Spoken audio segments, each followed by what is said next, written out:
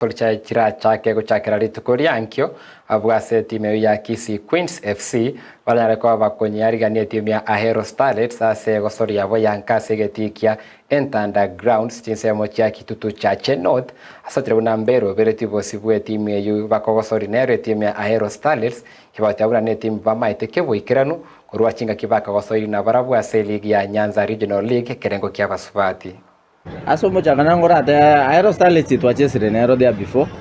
Ine team tu merete regional league tukachesa nero tukayeita. So ndobwate mentality they have planned well ikiaramba metete league ntobago chakochesa na kire raisi mete signing si igorwa bakore signing. So na ndundu bangete it's not easy game ne ndatebe ne dabi ikiagara ngocha bale goteba nto abaitete raisi na ndundu tete ko retain ye champion iliyo kubaita.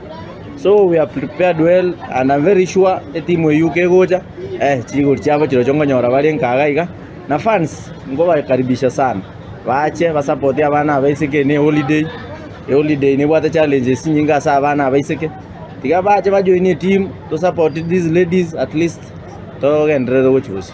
Kwa majina ni Hamsile Umoyo, chairman Kisii Queens. In comparison with the Gusii Starlet, management yetu imejitahidi sana. They are pulling up their socks. Wanataka to make sure that we've attended all our matches and we've won, or maybe the worst can be a draw. Tumejaribu sana, tunatafuta wadhamini wasaidie mwenye sahi ametushikilia ambaye ni Father Arnold Maronga, so that tusikuame katikati.